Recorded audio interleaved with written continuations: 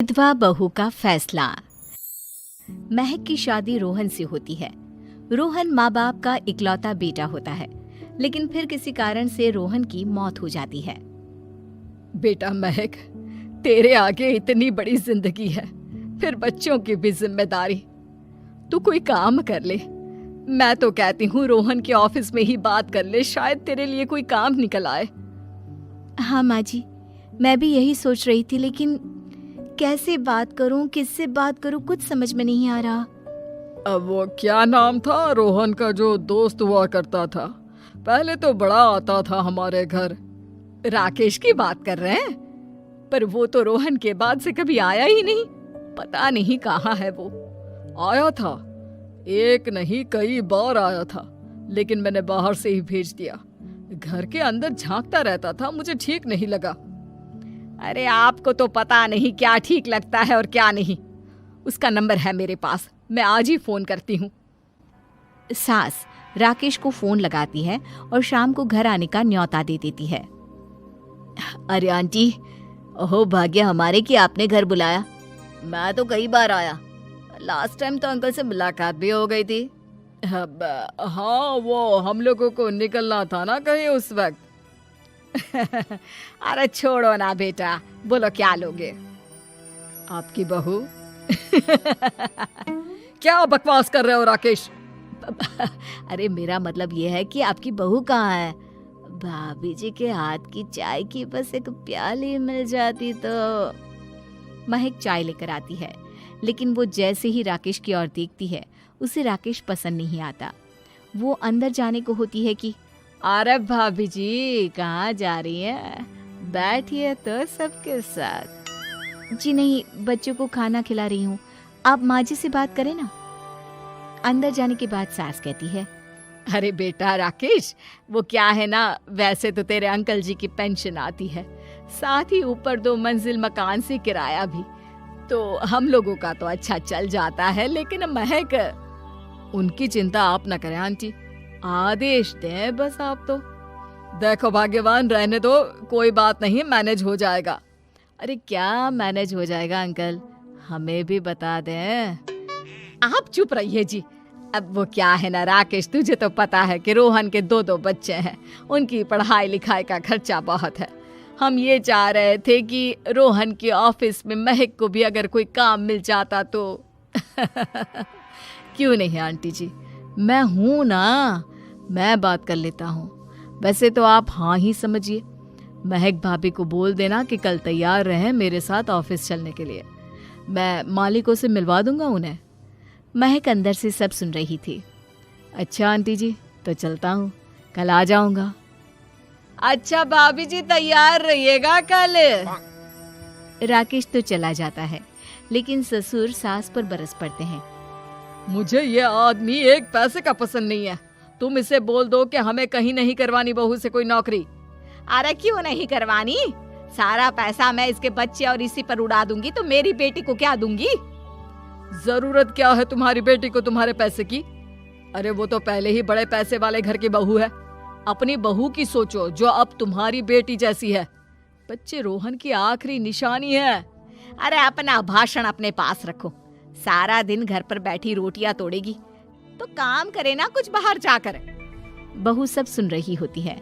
वो अगली सुबह बिना मन के तैयार तो हो जाती है, लेकिन जैसे ही राकेश आता है, क्या बात है भाभी जी, रेडी हैं? तो फिर चले डेट पर, मतलब इंटरव्यू पर। महक सामने आती है कि सामने ससुर जी खड़े होते हैं। हाँ महक बेटा, आओ चलते हैं, मैं भी चल रहा हूँ। ससुर को तैयार देखकर राकेश का चेहरा बन जाता है। अंकल जी, आप परेशान हो जाएंगे। अरे रहने दीजिए ना, धूप भी बहुत है।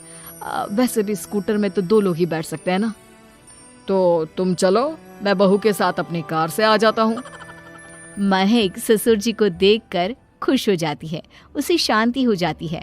वो लोग रोहन के ऑफिस जाते हैं, जहाँ बॉस कहते हैं, नमस्ते अंकल। नमस्ते महक, कैसे हैं आप लोग? रोहन का सुनकर बहुत दुख हुआ अंकल। वैसे कैसे आना हुआ? बेटा, क्या हमारी बहू के लिए तुम्हारी ऑफिस में कोई काम मिल सकता है? हमने राकेश से इसी सिलसिले में तुमसे बात करने को कहा था। उसी के कहने पर हम दोनों तुमसे मिलने आए हैं।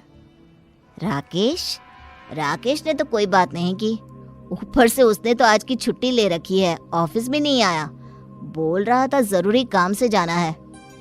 महक और ससुर एक दूसरे को देखने लगते हैं। वैसे महक, क्या किया है आपने? I mean, इंग्लिश कैसी है आपकी? महक बॉस से अपनी पढ़ाई लिखाई और क्वालिफिकेशन के बारे में सब कुछ बताती है। ग्रेट, आपके लिए काम तो है लेकिन ऑफिस में नहीं। सर, मेरे बच्चे छोटे हैं, मैं फील्ड में काम नहीं कर सकती हूँ।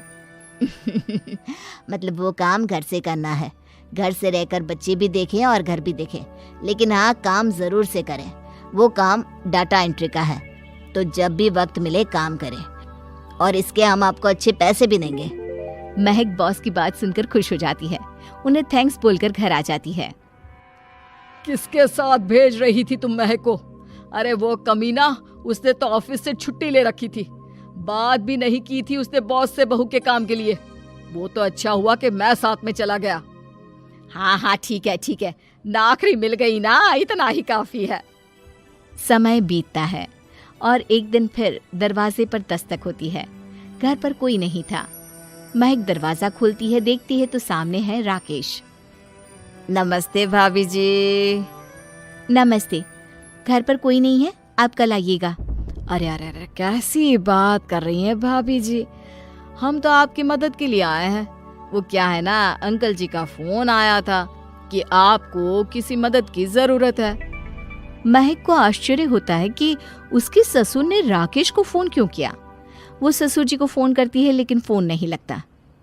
नहीं, हम लोगों को किसी भी चीज की जरूरत नहीं है, आप जा सकते हैं। अच्छा, एक कप चाय तो पिला दीजिए। महक चाय लेकर आती है। चाय पीने के बाद, रोहन मेरा बहुत अच्छा दोस्त था, उसने मुझसे कहा था कि वो रहे ना रहे, उसके घर वालों का, खास करके आपका ख्याल मुझे ही रखना है, तो मैं कल फिर आऊंगा भाभी जी। नहीं, माता पिताजी है नहीं, वो 4-5 दिन बाद आएंगे। आप उन लोगों के आने के बाद ही आइएगा, मुझे ये सब ठीक नहीं लगता। अरे छोड़िए ना भाभी जी, लोगों का तो काम है कहना। मेरा मतलब है वो तो बोलते ही रहेंगे। आता हूँ मैं कल। महक को अब गुस्सा आ जाता है।